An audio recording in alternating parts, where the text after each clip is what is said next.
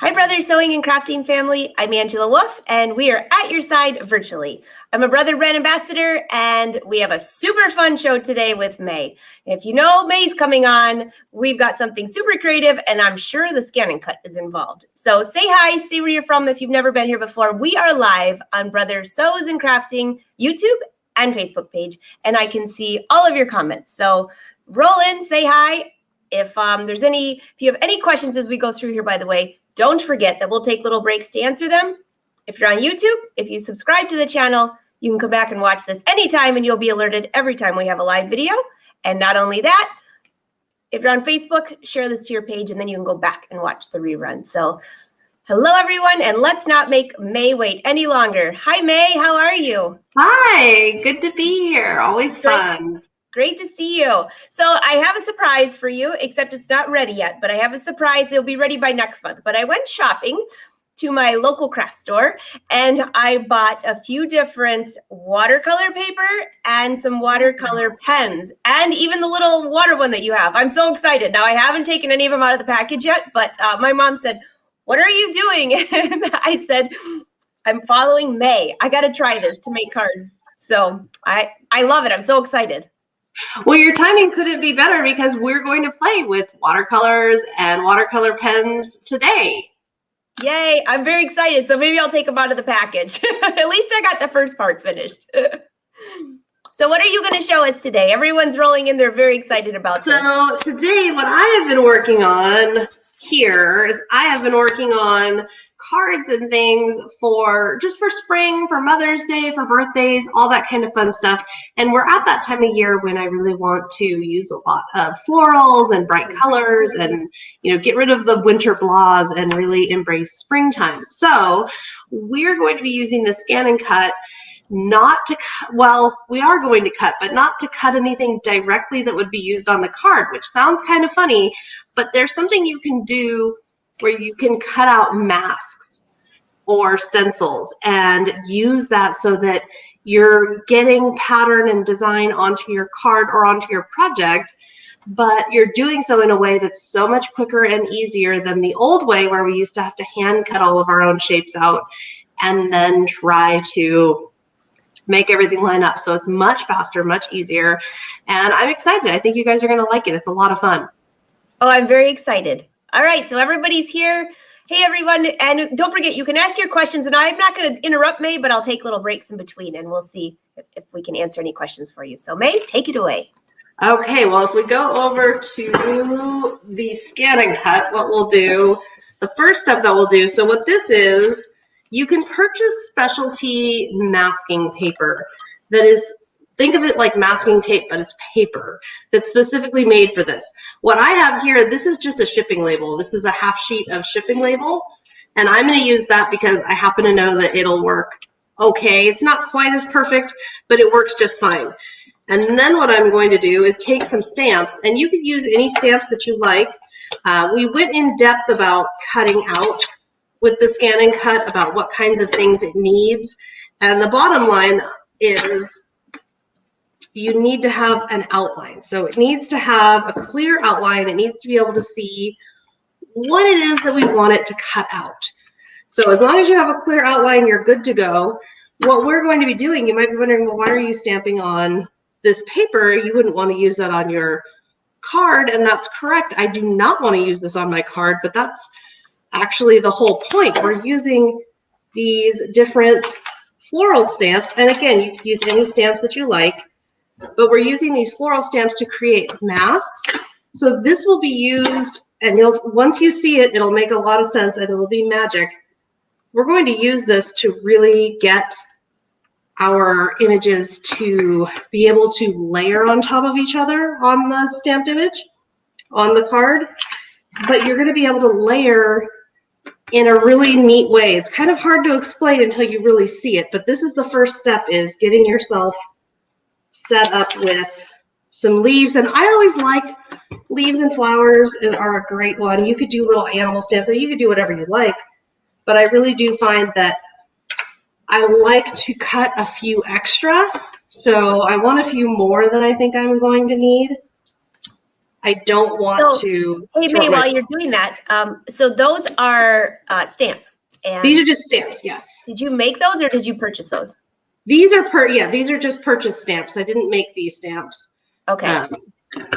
These are just some spring stamps that I went digging in the closet and I went, what have I not used in a long time? And this was the answer, so this is what we're going to use.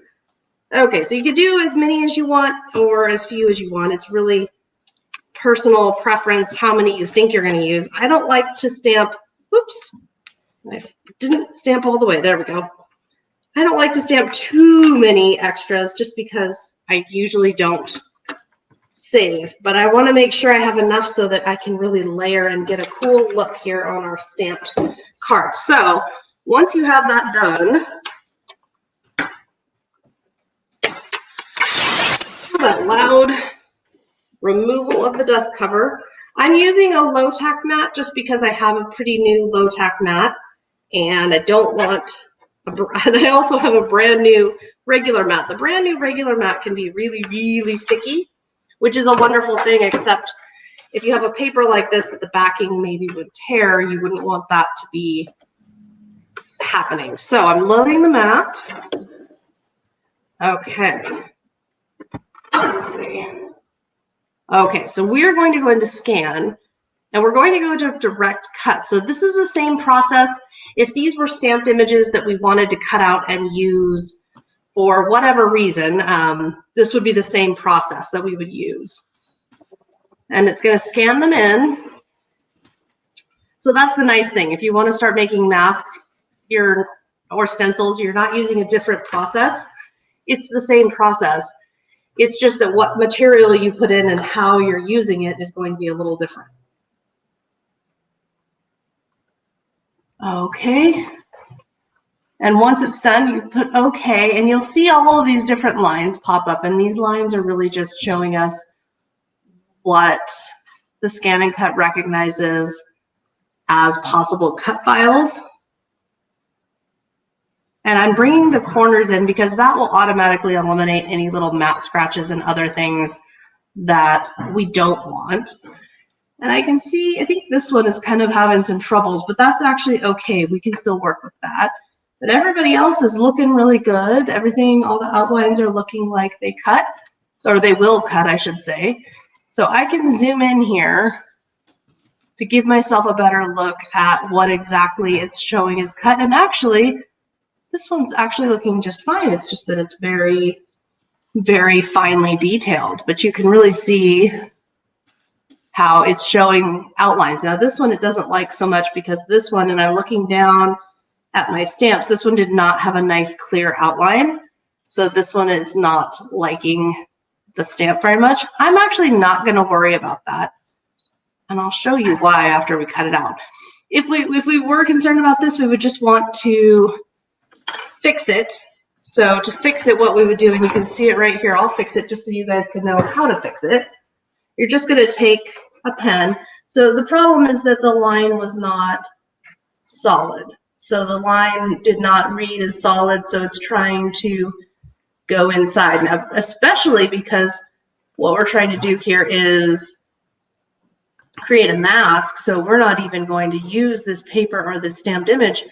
It's going to be used temporarily and discarded. So it really, we can really just play with that and go ahead and work around that in whatever way we need to. So if I scroll down, I can see, yep, everybody else looks good. Okay, so to rescan, what I'm going to do is just hit the home button and just rescan. Only takes a second. And I really don't have to move anything. We're just rescanning to make sure that we get everybody correctly. I love this. It's so quiet. It is so nice and quiet. Marion, yes, she is using, you said shipping stickers, right? I'm using shipping labels, yes. There is specifically masking paper that is made for this. I just have so many shipping labels that I'm trying to use that up. You do, I'll show you too, when you use a shipping label, if it's super sticky, I just touch it with my hands for a second or two before I put it down, which I'll show you. That just makes sure that it's not too sticky, that it's not going to try to permanently adhere to our paper. I'm excited to watch this. I actually have a ton of shipping labels. Some of them have like little pieces that it printed wrong, and I hate throwing them away. They're so expensive. They are, and that's why, and it isn't a pricey. Okay, so now we can see that it perfectly fixed the issues that I had. Now what you can do, it's up to you. You can, if you want to pull in so that only certain, if you want to pull in from the outline or out, you can. The advantage to going inside the outline at all would be that if you're masking, you'll get the lines to go exactly precisely right on top of each other. I am going to just leave it at 0 though. And we're going to go ahead and cut. And you can do it on half cut if you want it to do half cut so that the sticker material will cut, but the backing won't. This particular paper that I have, this particular shipping label, I actually like to just cut the whole thing out. So I have half cut turned off so that I'm actually going to cut the whole thing out. And that's just because this particular shipping label, I don't know, it's a little funky with how it does it, and it's really easy to peel off the backing. So I actually just prefer to have them cut all the way out, and I'll show you one of the reasons why as soon as it finishes here, which will be in just a moment. So this is a fun way, by cutting out the labels the way I am on the labels before we mask, I'm actually going to be able to kind of plan out and see what my design is going to look like with these sample stamps before I actually do the real stamping and the real masking. I'll be able to see what it's going to look like and kind of build my scene, which is helpful to me because I don't always have a good vision on how this is going to work or what it's going to look like. That's a great idea. And there it goes, just quiet as can be. It's so quiet. Hey, May, while that's cutting, Marcy has a good question, and we've touched on this before, but maybe she missed one of those episodes. What is the best way? Do you have a favorite way of cleaning your mat? I know both of us do, but getting all the little pieces off when you have little fabric. I always use a wet wipe, just not one of the alcohol ones, but one of the ones like for babies that are no alcohol or disinfectant or anything like that, just the plain wet wipes. And then I tend to work from the middle out, just to kind of get things pushed out. And that works really well to get anything, if I get a dog hair, whatever it might be on there. That's a good tip, going from the middle out. I never even thought about that. So what I will do before I move this, I just kind of bend it, especially if it's a material like this that I've had issue with in the past. I just kind of bend it and make sure it looks like everybody's popping off of the mat before I move anything. That way, if for some reason, I don't know, if my blade was dull or if something was just not quite working right, what we would be able to do is fix that before we move it so we could recut. Because once I remove this, there's really nothing else I can do about it once I've removed this. And fantastic. I can still keep this and cut more things out too. So we're gonna just pull everybody off, and this one I can't believe this cut out all those little tiny pieces all together. Probably won't use that one because that's just going to be very... Can you put your mat up just a wee bit just so they can see what you're doing there? They can see the pieces coming off. There you go. Yeah, that looks great. So, like I said before, I could have done half cut on this. And somewhere I have my little spatula tool that makes this easier. Somewhere. That spatula tool is always, I swear, it is always in my way until I need it, and then it hides. And things like, you see how I'm getting it, you really don't want to put your fingers on your mat the way I am as much, because you can see I left little ink marks and, little dirt, but that's where that wipe comes in, is it can pull off all of that for me. Okay, so we have our little mat. So what I was mentioning is what we can do, and we'll come down here a bit. Go. So what we can do is lay these out to see what it would look like where we would put these things and just kind of give ourselves a view of what this is going to look like once it's stamped and everything. So you can kind of build. Oh my gosh, I love that, May. So you can build an image of, okay, well, I like this, or I don't like this, or okay, I think that this works for size, size-wise, or whatever look that you're looking for. And I can even want just one of those. If I want to layer things, so I can get kind of a look of, okay, so this is kind of what it's going to look like. Now, you can imagine if I had just stamped everything, the ink lines would be very chaotic. They would be overlapping each other, and it would be problematic at best. And that is why we did what we did with the masking, because now I can slide all of this off, and we can pick to start with whichever stamp that we want. And I'm just using an archival ink, which is an ink that won't react with water. That's the one important step now for us, is something that won't react, because we don't want with watercolor, if we're going to be watercoloring, we don't want the ink to be reacting and causing problems here. So then what you do, this is where the mask comes in. So we peel this off. And I mentioned that if you think if you're using a shipping paper and you're worried it's a little sticky, just touch it for a moment. You know how that works, how you can unsticky something. And then you just line up your image. So what I've done here is, and it's going to look messy. We're going to go along here and it's going to look real messy. But what I've done here, and I'm getting ahead of myself, let's see, stamping now. What this is going to do is it's going to give me the ability to layer stamps. So the one thing to remember is anything you stamp first is actually going to be at the top. So whatever you stamp and mask first is going to be at the very front, and whatever you're masking last is going to be a bottom layer. Because while I am stamping this whole leaf, for example, it's going to be underneath the flower. When we go and peel everything off, it kind of goes opposite. And then what I will do on these outer ones where I know I'm not going to stamp more things over the top of them, I don't mask them, I leave them alone. I really just add the masking to the ones that I know are going to need it. Like this one here, let's see.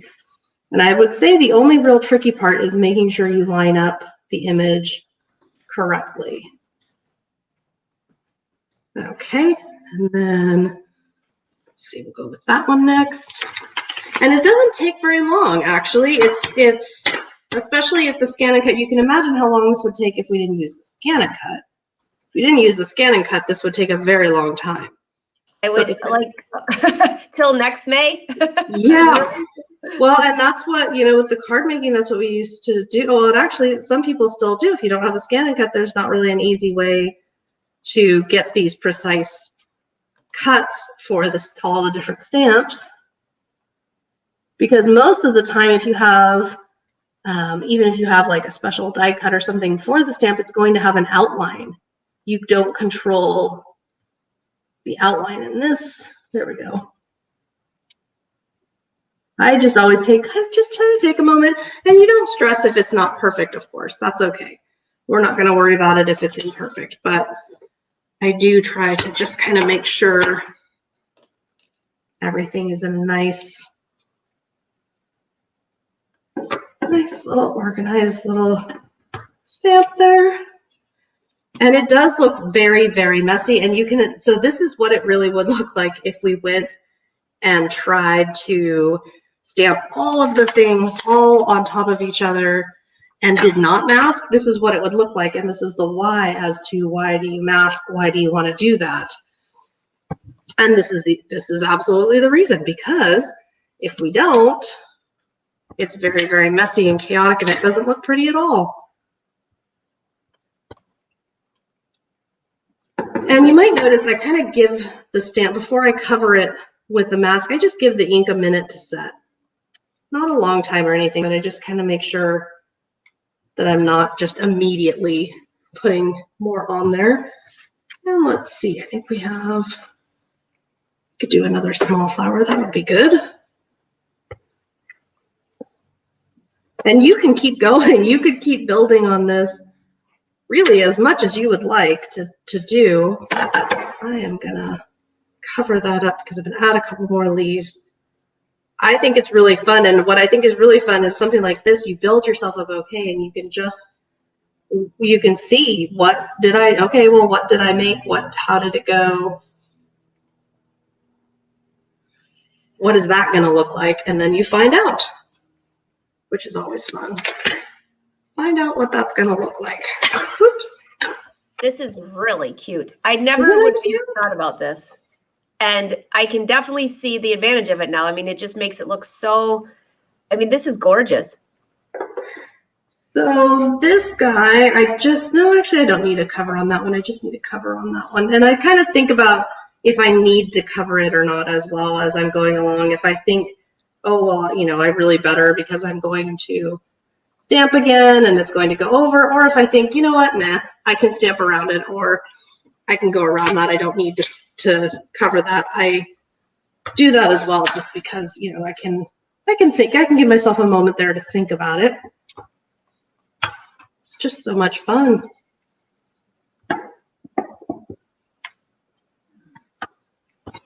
And there's really no worst case. I mean, if you really don't like it, you can always either just don't use it or cover it up or come up with something else to do with it so that you do like it. Okay, so I think that's enough.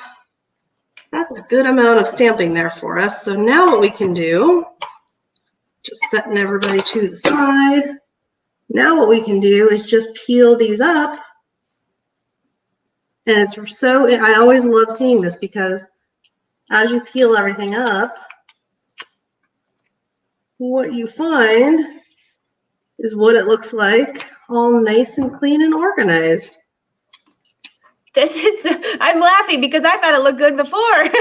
Now it really looks good. Yeah, now you're basically, what you're doing is just making it so that you can stamp like a really complex layered scene or what have you, and do so in a way, a little bit of paper there we go, but you can do it in a way that, yeah, you can see how it, and then when you pop it up, all those lines clean up and it's just so pretty, and it's like, wow, how did she ever do that? That looks really complicated. Well, actually, not so much. A little bit time consuming, but not bad. Sandra says, on my wish list, I'm still doing stamping the old way. Sandra, you're so cute. And I think, I mean, the ScanNCut is obviously, I would not do this without the ScanNCut, very honestly, because it would just take so much time and so much effort to get this to work. So now what we can do, let's see. Now this is just, you can use a paintbrush and dip it in water, or this is a water brush, which just means there's water already in my paintbrush. And then you can use, well, you can use whatever you would like. Any kind of watercolor mediums, or, I mean, really just anything at all, but we'll do the watercolor magic now. I'm using markers because here on the lives, you know what, here on the lives, the markers do a good job, and they're easy to use and they're easy to transport, and they're low mess. So if you're liking the ideas of paints and things, but you don't like the idea of mess, think about watercolor markers, because you can get a lot of the beautiful blending in colors with minimal fuss, minimal mess. You know, they don't take up much space, all of that good stuff. I love that. Hey, Marcia, I see you want to know where she gets her stamps from. Probably just an art supply store, but I'll ask her. Any scrapbook store, art store, craft store, pretty much anywhere that card making supplies would be found. There's so many, and there are so many different sets available, colors available. You can find a lot of really fun stuff. Arnell said it's like painting a picture. It sure is. It is. It's like you're making your own little coloring book page or picture to paint or whatever. And then you just go through and whatever colors you want, whatever you're feeling like. Super, super fun. And I love how easy it is, because we don't have to, there's so much of the difficult part. I mean, the cutting is really tedious if you do it all yourself. So being able to really just go stamp, stamp, stamp, and then color, color, color, have fun is one of my favorite things about this. And I am working on just a standard watercolor paper. You don't have to work on watercolor paper, but if you're going to be using something like watercolor markers, it really is easier because this paper is made for using the water and blending and all of that good stuff. And if you do use it, then it just makes it makes your life a little easier. And then you can go from there, and you can do a little more blending where a standard piece of paper, you might start getting caught up on, it might start to pill up or have problems, because it is all of our crafting, as you know, Angela. It's always important to create with materials that work for whatever it is you're trying to create. I just love this. I could definitely see just, as we've talked through the year while you've been working on some of these fun projects, cutting a few of those out and just doing a set of like 5 or 6, just so you have them on hand. Those would make great little thank you cards or, just thinking of you cards, anything like that. I agree. And honestly, what I like to do is I'll just kind of make a few, I'll be in a creative mood or have a little time, and I'll just sit down and make a couple, and then they're there. And then I've got them to send, which is always nice. Let's see. And I tend to do, I'm doing all the flowers first. It doesn't really matter. You can do the leaves as well. I just like to get all my flowers done, and then I go back in and work on the leaves. And I kind of like to mix it up. So some of them I'll make a lot more saturated, a lot more colorful, and then some of them I'll make more pastel. I just like to mix and match here. And the fun thing about the watercolors is you don't have to worry about if things match up just perfectly. That's okay. You don't have to worry about that. You can just go and create, and if it matches up, that's great. And if it doesn't, that's okay too. Don't worry about it. Nobody's gonna, there's no watercolor police that's gonna come and stop you. And I actually think a lot of times the watercolor a lot of times it looks better if it's a little messy. I think it looks, a lot of times it looks a little more, I don't know, it's almost like it looks more intentional if you let it be a little messy. I had to buy a couple different packages of pens because I couldn't find my favorite color, pink, in the same package there was a discount. They had like a little sales section. Oh, yes. Can't miss those. And so then I was ready to leave. I thought, uh-oh, there's no pink in here. I know. That's always how it goes. That's how I end up with so many different supplies, because it always ends up where it's like, well, but wait, I wanted this color and that's not here. So Esther said she'd make it such a nice card. I'd keep everything for myself. That's so funny. It can be, you know what? Sometimes I'll make one that I really like and I'll put it up on my shelf and let it set for a while. And then, it could be months, it could be a year down the road. Then I'll go ahead and share it. So sometimes I'll keep one for a while because I just really want it to be around. That's a good idea. Then you get the beauty of it for a little while, and then you send it on. Then you share it. Yeah, there's nothing wrong with that. Sharon, you can get those color markers and washable markers at your local craft shop. Same place that you can get that watercolor. So the thing about the washable markers, though, you would just want to do a test. The washable markers are not necessarily, they don't necessarily blend like a watercolor. So you would just want to test if your washable markers blend or not, or if you care. If you don't care, if you just are good with, coloring the one color that you have and letting that be that, then you don't have to worry about it at all. You can just let that be the color that you're going to work with.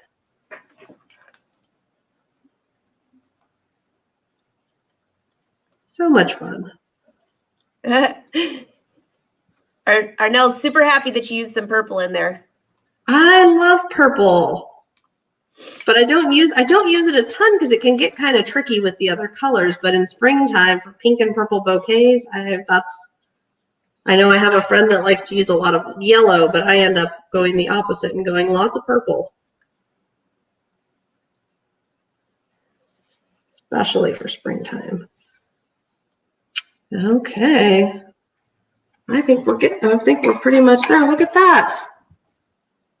Oh my gosh, that is so cute. Isn't that fun? And then if you want to add sentiments on top, if you wanted to add, I don't know, buttons and bling and things, if you wanted to add different stuff on there, you certainly can. I'll show you another version that I made. Here's another version, but same idea. Oh, you sewed it. This one I sewed, and this one I added some stamps that were not outlined in black just to kind of try. I was just testing to see. The black ones were all stamped and masked, and then the other ones were not, and I was just playing with it, just see what kind of ideas I came up with. And this one, if we wanted, the other thing you can do is after you've got your watercolor all done, you can trim this down and mount it onto a card. You could also, sometimes it'll happen where I just really like whatever I've created. You could also frame this. You could do a lot of different things with it. You don't have to turn it into a card. You could use it in your scrapbook. You could use it a lot of different places depending on what you felt like doing. That is so pretty.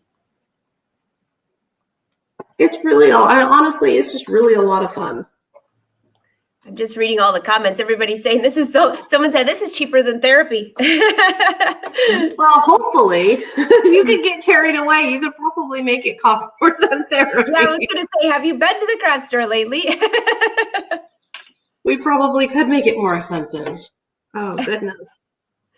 This is beautiful. So, May, do any of you have any questions for me, by the way? I'll make sure I ask her now. I didn't see any rolling in that we didn't stop. Phyllis says this takes patience. She used to sew clothing, but actually sewing clothing takes patience too. Sewing clothing takes patience too. For this, what I like about it is with the masking is there's a very clear set of, we stamp and we cut it out, and then we stamp and then we color. So there's a very clear way that you go about and do that.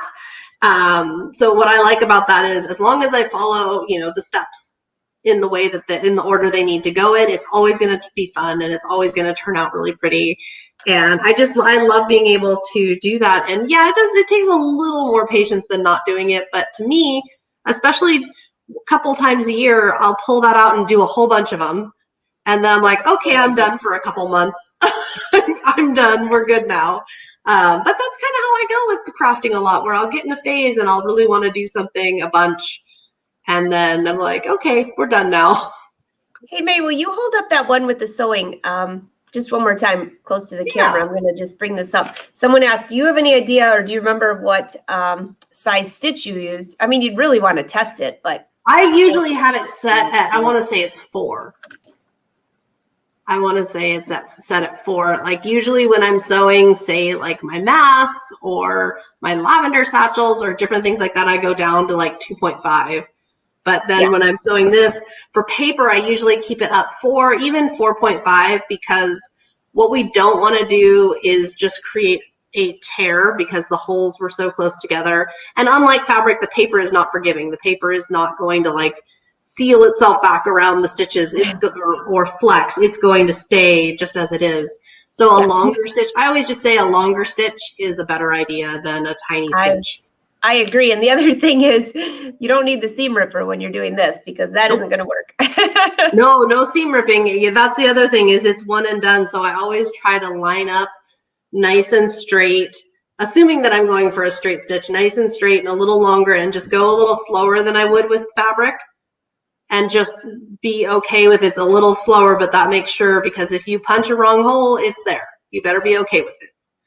The only cover you can cover up for, you can put it something like a button or a sequin or something over it, but it's just always stitching on paper is a little more patience and just go a little slower and be a little more sure of what you're doing. That's a good save, by the way. I never even thought about that. Put a little button or little sequins, little bling. You know, you can buy some glitter glue. rhinestones. There's a number of things you can do, but sometimes, to be honest, sometimes like this, if we had, you know, if I had to cover up the stitches, it would just not be the same for me. Right. This, you know, I intended this intentionally to be a very flat card. I did not intend for it to have a bunch of sequins and other things popping up on it. So for me, that would have been not tragic, but I would have not been happy with that. So I do try to think about that. I was actually wondering this while you were doing this, if you use different colors for your stamping. I love the stamps that have just a colored background and not the black on it with the mix. It looks great. Mm-hmm. Yeah, great. and that's a lot of fun too. I tend to do that if the stamp color that I'm doing is, if I want the stamp to be that color and I don't want to color it, I don't want to do other things, then that tends to be what I do with that. I tend to just go ahead and stamp in color. You would have the same rules apply though. You would want an ink that does not react to water if what you're going to do is do that and like layer a bunch of things on. If you have an ink that's reactive with, or acts kind of watercolor-like, or reacts with other inks, reacts with moisture, if you go and stamp on top of it, you will get blending and bleeding. And if that's okay, if you like that, then you're good to go. But if you don't like that, then you just want to kind of be aware of that. That's a really good tip. Also, just if you could just take a sec and let me see. I think Marcia had actually asked this, but there was a few others that asked this as well. And we talked about it at the beginning, but could you just give them a rundown of what paper they should use? I mean, you use shipping labels, which you and I both have on hand, but maybe some people don't have that. Could you give them some other ideas? So shipping label is what I have a lot of right now and what I've been using. So that works really well. There is specific stamping masking paper, and that is recommended for two reasons. Number one, it's not quite as sticky as, say, shipping paper. And number two, it's designed specifically to be it's really thin and it works really well for masking. If you get a material that's too thick, then you're going to have issues with getting your stamp on the edges when you go to stamp over it. There's going to be kind of a divide. Like if you've ever tried to stamp on multiple layers of paper, sometimes there's kind of a divide and like kind of an ugly little blank mark where the ink can't quite get. So you want to be just aware of that. So the masking paper would be ideal. If you didn't want to actually do images, if you just wanted to mask off an area, you could use masking tape. So you could just get out your masking tape and mask lines. That's actually a painting I'm working on right now that I'll be having a video of probably later this month, where I'm using masking tape specifically like that to mask off areas and things. If you don't have those things though, and you're wanting to do stamping, I would probably use printer paper, really thin printer paper. And what you would have to do is, after you have your masked image and you put your image down, you would just, when you go to stamp, you would just want to keep a finger on it to keep it in place and stamp over. So that would have no adhesive and it wouldn't stay put, but you could do it. I would say really thin printer paper, not just for the cost, but because it's really thin, so it's very low profile, so you wouldn't get into those issues with too thick of paper. Like a nice thick cardstock would be terrible because you're going to have that divide. So you could do it with printer paper, it just becomes a little harder, and something like mine where I keep going and going and going, it gets a little chaotic without adhesive. You probably would not want to try to use, like, say, vinyl as a material. I have successfully used vinyl on, I had a big pumpkin that I used vinyl on instead of shipping paper, and it was 50-50. Some of it worked really well to peel off after, and some of it didn't. I've used that successfully on wood projects, or what was the other one? I had a canvas that was painted, and then I put vinyl down to use as a mask and then removed it. So it is possible to use that.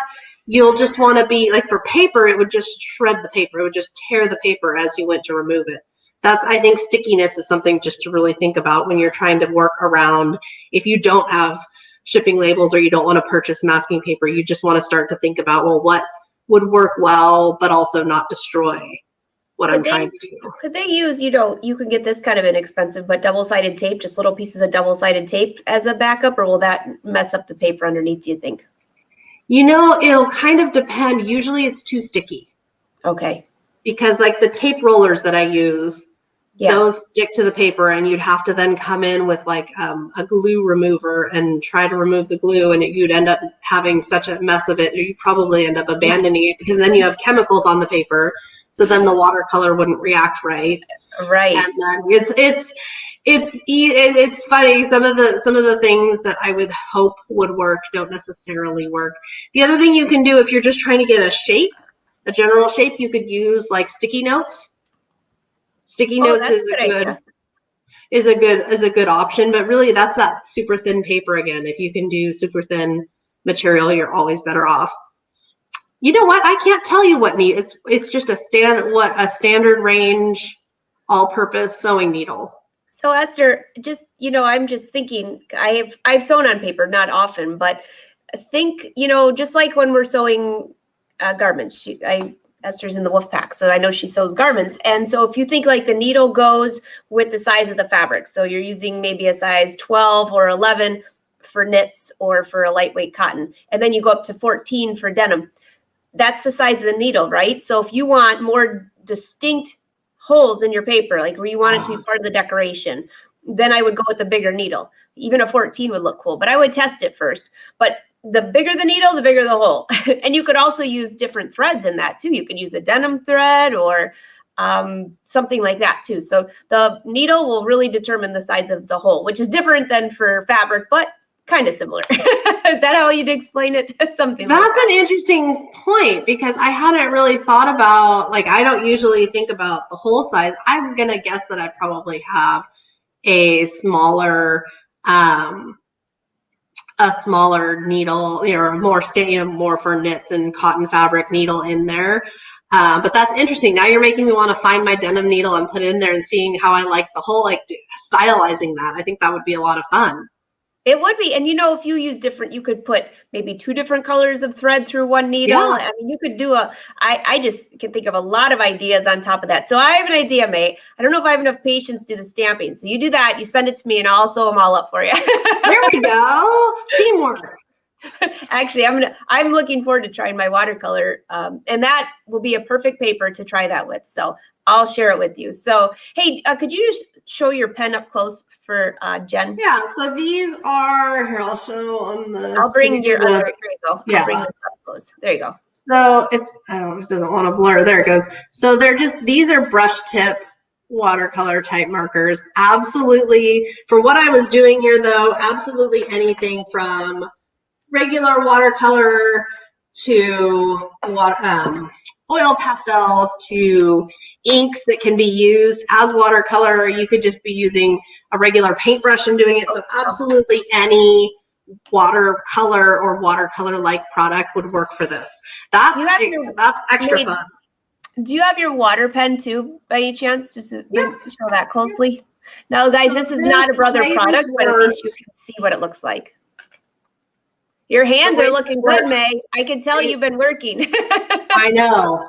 You fill this up. Oh, I can't even. I think I'm averaging like 20 projects a day right now. I'm just like a wild woman of creativity right now, and I absolutely love it. But it takes it. I don't even try at this point. I'm like, as long as when I wash my hands every couple hours, as long as there's no black ink coming off, that's good enough. Oh, that's so cute. But this is the way it works is when you squeeze it.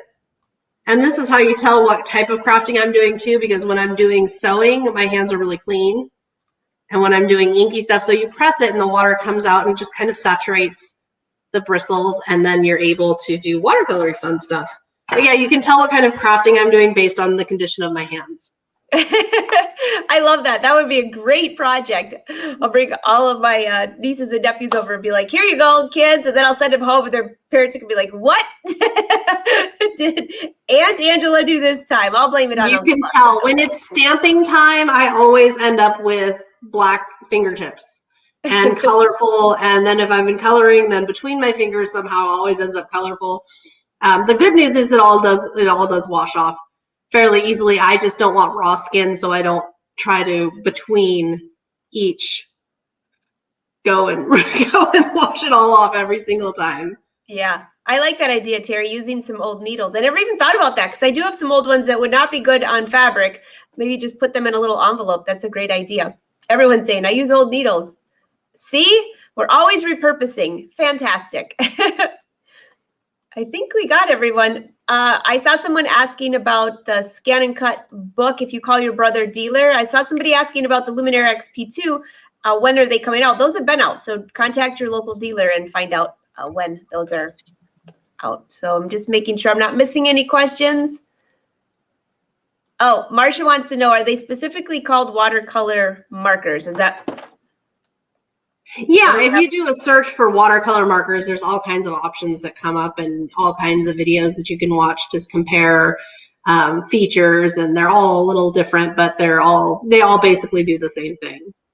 Excellent. Do you ever use, oh, I saw these, Marion. So May, do you ever use watercolor pencils, or do you prefer? You know what? I did, and I used them up, and I've just never replaced them. I saw those there at the store because there's a huge, there's a big selection, and it's kind of overwhelming a little bit. So if you, by the way, I put May's website down below. So those of you that want to watch and learn more of this, that's her website. She has a ton of YouTube videos, so you can really polish up on those. But that, Marion, I was thinking the same thing. I was looking because the pencils were on sale, and I was like, no, she uses the pens. I'm going to buy the pens. So the only thing with the pencils, the only thing with the pencils is they can be a little trickier. I tend to show the pens anyway, or regular watercolors, because it's a nice liquid, fluid, smooth color, and it's always the same. It's very easy to be very consistent. With the pencils, sometimes if you rub too hard, or depending on how you're doing them, or if the paper's dry or wet, you can sometimes get like more like harsh lines, pencil lines, if you will. Mm-hmm. And that can be a little trickier or a little discouraging. I love the watercolor pencils for a lot of different things, though. I like them. They're just a lot of fun. It's the same kind of idea, but it's just a different format. And it's cleaner too. Cleaner. That's even better. I just thought of something. I do all of my, before I do a pattern, design a new pattern, or I'm working on a cool design with some new fabric, I always sketch the garment first. That would look awesome with watercolor pencils, because I like that. That's how I'm used to sketching. So that would be a very easy hand, and then just make it just a little bit beautiful. I'm going to test that. Yes, and the water brush. So all you have to do to clean the water brush is give it a squeeze. And if you have, surface, you can just kind of wipe it on. Just give it a squeeze. The water will push through any color off and out. You don't have to, but if you're trying to go between colors or change colors, or if there's a little color on there, that's all it takes. So I love how easy that is. Great question, Lorraine. I agree. Okay, Louise, I am laughing about this, though. She says this would be a great project for on the airplane, prolonged plane rides. Anybody sitting next to you would be completely freaking out. But that would be something great. No, you know what? They don't freak out. I've done it a bunch. Really? Yeah. I'll take my pens if I have a long flight, because you can take the water brush on. The water brush is fine. Great idea. I would be enamored. Can I sit by that person over there? Because I got to see what's going on. I had a coloring. It was a small, like postcard size coloring book on watercolor paper. And so I had that. So I just sat there coloring and coloring. It was super fun. And it's a great thing. I usually do hand embroidery on flights, just for space. But if I have extra space, or if I'm having, like, let's say I'm traveling for work and I need my markers anyway, and they can come with me, then they're on the plane. That's a lot of fun. That's a great idea. Yeah, because you can't bring scissors hardly anymore. I have these like itsy bitsy snips that I was able to pass the test with. I used to do not hand embroidery. I used to do trims for my jackets on the plane. Oh, okay. Very fun. I think I'm gonna have to fly with you sometime, May. Yeah. I think we got everyone. Let's make sure I'm not. Oh, I see one more. Do you have to change the tension? Susan wants to know, when you've sewn with the sewing machine, have you to make any adjustments? No. Yeah, I haven't either. I've never needed to. The only time when I used to need to change the tension is a long time ago. I had a very inexpensive machine, passed down, very old, very inexpensive, very difficult to sew with. And you had to be adjusting the tension. I mean, while you were sewing on things, I would decide it was too tight or it was too loose. And it was actually, that's how I got my first brother machine. Was I was just in tears and so tired of fighting just to get a couple of stitches in on paper that I went down to my local brother dealer and told them what I needed. And then they were just like, oh, come here, let us show you something.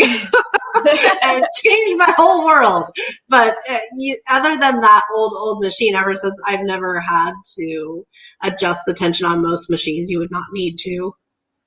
Yeah, I agree. And if for any reason you are sewing and the thread is like floating on the top or not going all the way through, depending on what machine you have, some of the settings are within the machine on the more expensive ones. But if you have one of the less expensive ones, there's a little dial on top for tension. You could just adjust it 1 or 2 just to make sure it looks good. And then there's always like a section where to go back to normal. So, but I have not had that happen either. But it really depends on the paper, how thick, what thread you're using.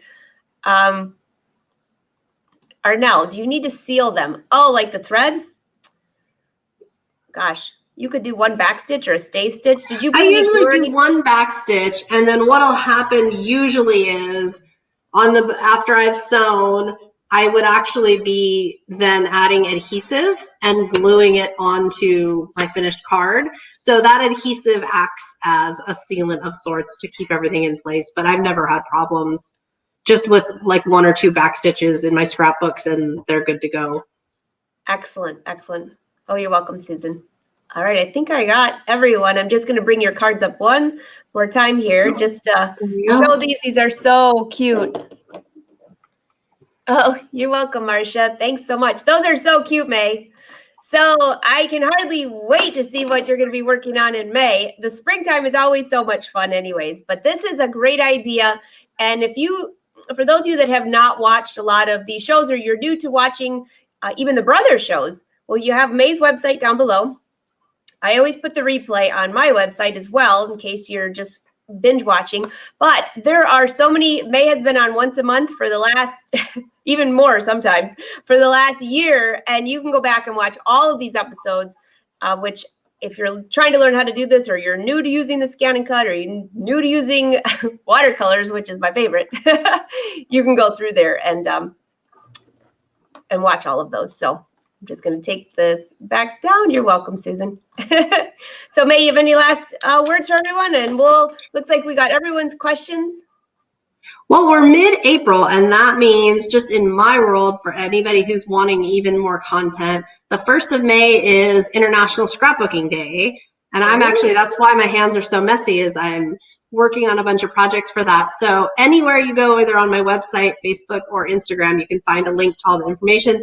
But I've got a huge free class going on, and free events and lives and all kinds of fun stuff going on for that. And then there's also new class kits and new fun stuff to do. If you want me to mail you a kit so you can craft along with me, we've got a bunch of that fun stuff going too. Oh, that's very exciting. All right, so you have her website down below. Don't forget to follow her on YouTube. And if you want to watch all the Brother Sews shows, you can go back. If you're on Facebook, share it to your page, and you can watch it very easily there. Be sure to follow Brother Sews or Crafting, or both, on Facebook. And then on YouTube, just subscribe to the channel, and you'll get a little pop-up when we go live, and you'll never miss one. I love that feature, by the way, because then I always binge watch these on my TV, which is great. I do too. I love to watch them while I'm crafting or while I'm cleaning up or something, and I get to have that inspiration in there. Love them. Yes, and I always learn something new, or even ones that I've actually been hosting or teaching. There's still more stuff to learn out there, so this is awesome. So May, I'm looking forward to seeing you next month, and for the rest of you that are watching, don't forget that this afternoon, Cindy Hogan will be on with Software Shut-In. That's at 4:30 Eastern. Tomorrow, 1:30 p.m. Eastern, we're going to be doing the show and tell for the Rachel twin set behind me. I have to finish my tank top for the show tomorrow. So everyone who has posted their photos, I'll be showing all of those off. We have Emily tomorrow at 3. And these are all Eastern time. And then again on Thursday at noon, Jerry's going to be on. I'm very excited for what he's working on. That'll be at noon Eastern your time. So mark your calendar, or you can always come and watch the replays. So May, I'm looking forward to following on YouTube until next month, and you have a wonderful day. Thank you, you too. Bye, everyone. Thanks for watching. Brother, thanks for letting us take over your page.